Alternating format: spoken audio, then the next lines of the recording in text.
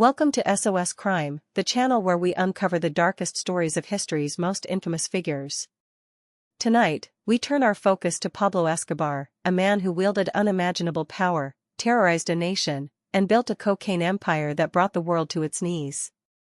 Known as the King of Cocaine, Escobar's story is one of relentless ambition, shocking violence, and a twisted form of generosity that earned him both fear and admiration. What drove this man from humble beginnings to become one of the richest and most dangerous criminals of all time? Let's unravel the legacy of Pablo Escobar. Pablo Emilio Escobar Gaviria was born on December 1, 1949, in the small town of Rio Negro, Antioquia, Colombia. His family wasn't wealthy, his father was a modest farmer, and his mother was a schoolteacher. Despite their limited means, Escobar was ambitious from an early age, demonstrating a determination that would define his later life. As a child, he was known for his cleverness and a knack for persuasion, but he also showed a troubling willingness to bend the rules. In school, he was a prankster but never fully applied himself, often dreaming of a life far beyond the dusty streets of Medellin, where his family eventually settled. By his teenage years, Escobar had already begun dabbling in petty crimes. He started with minor schemes, stealing gravestones from cemeteries, erasing the engravings, and selling them to smugglers. Though these early endeavors may seem insignificant, they foreshadowed the boldness and moral indifference that would later define his empire. In the 1970s, as Colombia became a key transit point for cocaine from Peru and Bolivia destined for the lucrative U.S. market, Escobar recognized an opportunity. Teaming up with local chemists and smugglers, he established a small operation that quickly expanded. His approach was simple: eliminate competition ruthlessly, streamline logistics, and ensure that his product dominated the market. Escobar's ambitions went far beyond mere wealth. He craved power and the respect that came with it. As he built his operation, Escobar cultivated a Robin Hood-like image in Medellin. Even in his early years, he used his earnings to help the poor in his community. But behind the facade of generosity lay a cold, calculating mind. Escobar was determined to rise to the top of the cocaine trade, and nothing, not morality, law enforcement, or even human life, would stand in his way. By the late 1970s, Escobar had co-founded the Medellin Cartel, an organization that would grow to control up to 80% of the global cocaine market. Under Escobar's leadership, the cartel became a finely tuned machine of production, distribution, and intimidation. Cocaine was produced in hidden laboratories deep within the Colombian jungle, refined with industrial efficiency, and smuggled into the United States using increasingly creative methods. Planes were retrofitted to carry large quantities, submarines were used for underwater transport, and even commercial shipping routes were exploited. Escobar's logistical prowess was unmatched, and his operations brought in astronomical profits. At the peak of his power, Escobar was earning approximately $420 million a week, an amount so vast that his cartel reportedly spent $2,500 per month on rubber bands just to bundle the cash.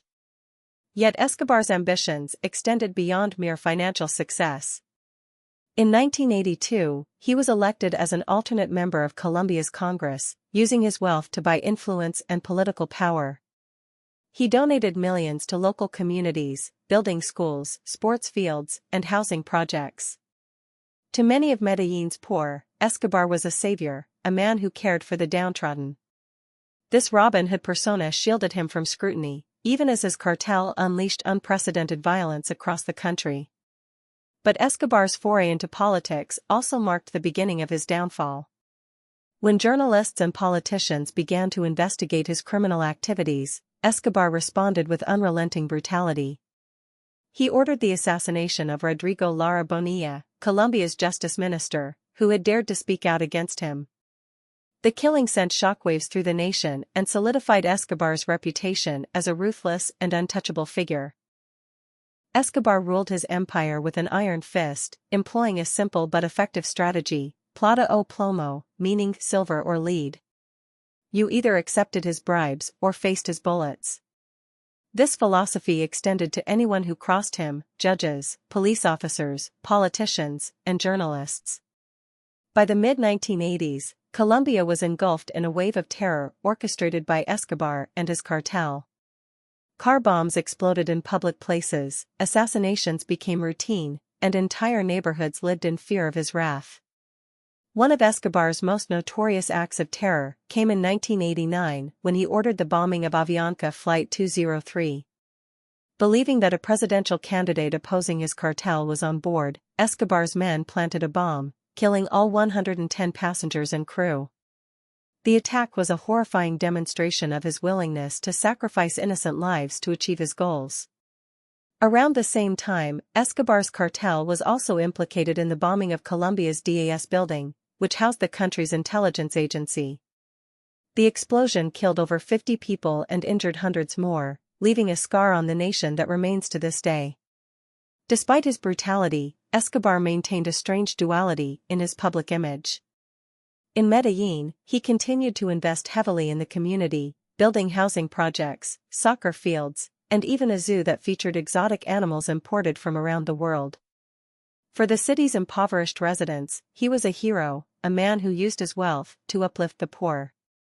But to his enemies, and increasingly to the Colombian government, he was a monster whose actions threatened the stability of the entire country. By the early 1990s, Escobar's empire was crumbling. The Colombian government, backed by the United States, launched an all-out war against the Medellin cartel. A special task force, known as the Search Bloc, was formed, tasked with capturing or killing Escobar at any cost. Meanwhile, rival cartels like the Cali cartel and vigilante groups such as Los Peach joined the fight, further weakening Escobar's grip on power. Under immense pressure, Escobar agreed to surrender in 1991, but only on his terms. He negotiated a deal that allowed him to build his own prison, La Catedral, which was more of a luxury retreat than a jail. Complete with a soccer field, private chefs, and a jacuzzi, La Catedral allowed Escobar to continue running his empire with minimal interference. However, the government's patience wore thin when it became clear that Escobar was still orchestrating murders and trafficking operations from within his prison. In 1992, plans to transfer him to a real prison prompted his escape, sparking one of the largest manhunts in history. For 16 months, Escobar evaded capture, moving between safe houses and relying on his loyal network of supporters. But his time was running out. On December 2, 1993, Colombian forces tracked him to a modest rooftop in Medellin. In a final standoff, Escobar was shot and killed. Some believe he was gunned down by police, others claim he took his own life to avoid capture. Regardless, his death marked the end of an era, but the scars of his reign remain deeply etched in Colombia's history. And that's the chilling story of Pablo Escobar, a man who rose from poverty to unimaginable power, only to meet a violent and inevitable end. His life was a blend of ambition, terror, and tragedy, a legacy that continues to fascinate and horrify in equal measure. If you found this story captivating, don't forget to like, comment, and subscribe to SOS Crime. Who should we cover next? Let me know in the comments below. Until next time, stay curious, and stay safe.